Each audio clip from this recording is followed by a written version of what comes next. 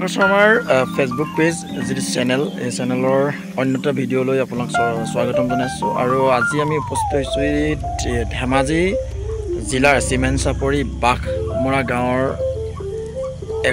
এখনি খেতি পথাৰত ভোট জলকীয়াৰ খেতি আৰু এজন আদৰ্শ শিক্ষক আৰু তেওঁৰ শিক্ষকতাৰ বাহিৰে ভোট জলকীয়া খেতিৰে পৰিয়ালৰ পোহপাল নিজৰ পুত্ৰ পৰিয়ালৰ লগত কেনেদৰেই তেওঁ এই ভোট জলকীয়া খেতিটো কৰিছে, কেনেদৰেই এক নিদৰ্শন দাঙি ধৰিছে যে স্বাৱলম্বিতাৰ নিদৰ্শন এজন শিক্ষক হৈ কেনেদৰেই নৱপ্ৰজন্মই খেতিৰ জৰিয়তে স্বাৱলম্বী হ'ব পাৰে তাৰ এক নিদৰ্শন দাঙি ধৰিছে। আৰু এই ভিডিঅ'টি আপোনালোকে চাব আৰু কিছু কথা জানিবলৈ পাৰিব।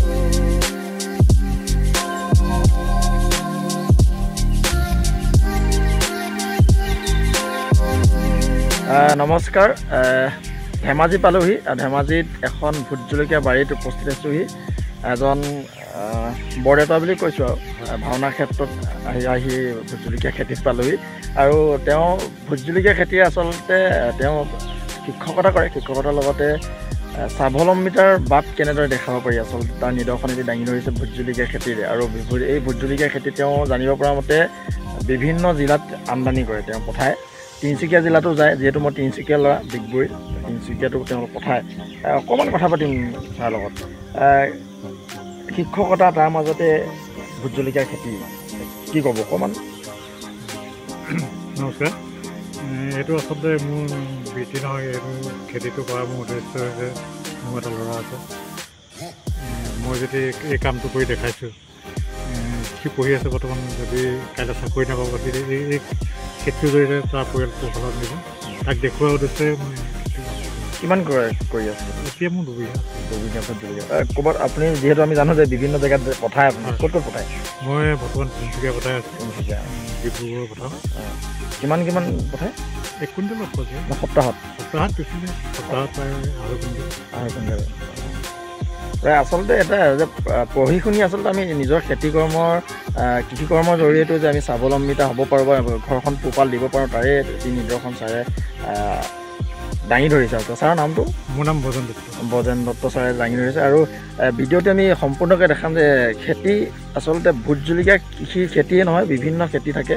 খেতি কৰি আমি আচলতে কেনেদৰে পৰিয়াল পোহপাল দিব পাৰোঁ, কেনেদৰেই আমাৰ জীৱনটো আমি ধুনীয়া কৰিব পাৰোঁ, কেৱল চাকৰিৰ পিছত দৌৰি বা বহিৰাজ্যত কিছু কামৰ, যিহেতু এটা আজিকালি ট্ৰেণ্ড চলিছে যে পঢ়া কিছু ক্ষেত্ৰত সামৰি পানে বহিৰাজ্যলৈ ঢাপলি মেলে চাকৰিৰ কাৰণে, কিন্তু সেইটো যদি নকৰি আমি নিজৰ চহা খেতি কৰি যদি আমি নিজেই জীৱিকা নিৰ্বাহ কৰিব পাৰোঁ, তাৰ প্ৰতি এক নিদৰ্শন দাঙি ধৰিবলৈ তেওঁ চেষ্টা কৰিছে। আৰু শিক্ষকতাৰ লগত তেওঁ এইদৰে ভোট জলকীয়া খেতি কৰিছে।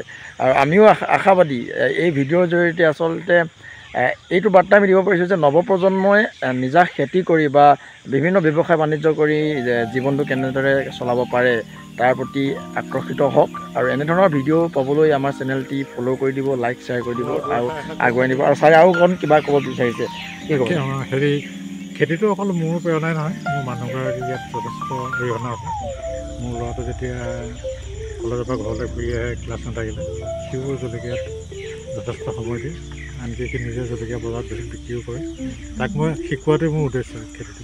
কিহত পঢ়ি আছে? যি ল'ৰাটোৱে BEd কৰি আছে, আচলতে ছাৰৰ যি পুত্ৰ আচলতে BEd কৰি আছে, BEd কৰা সেই যেতিয়া ছুটি বা বন্ধৰ সময়ত ঘৰলৈ আহে, তেওঁ এই খেতিৰ লগত জড়িত হৈ পৰে, তেওঁ নিজেও বিক্ৰী কৰে। ছাৰৰ পৰিয়ালেও এই ক্ষেত্ৰত সহায় সহযোগিতা আগবঢ়ায়। আচলতে পৰিয়াল যদি সকলোৱে আমি মিলিজুলি কৰ্মভাগী যদি আগবঢ়াওঁ, আচলতে যিকোনো কৰ্ম হওক সফল হ'বই। যিকোনো কৰ্ম আমি খেতি কৰি হ'লেও বা আমাৰ ব্যৱসায় বাণিজ্য কৰি হ'লেও আমি ঘৰখন চলাব পাৰোঁ। ভিডিঅ'টো চাওক আৰু কিছু আমি দেখাম ছাৰৰ জলকীয়া বাৰীখন কিমান ডাঙৰ আছে। 2 বিঘাত ভোট জলকীয়া যথেষ্ট ওলায়। আৰু আগন্তুক দিনত তেওঁ বহুত পৰিকল্পনা কৰিছে। এনেধৰণৰ বিভিন্ন ভিডিঅ' আমাৰ চেনেলৰ জৰিয়তে লাভ কৰিব।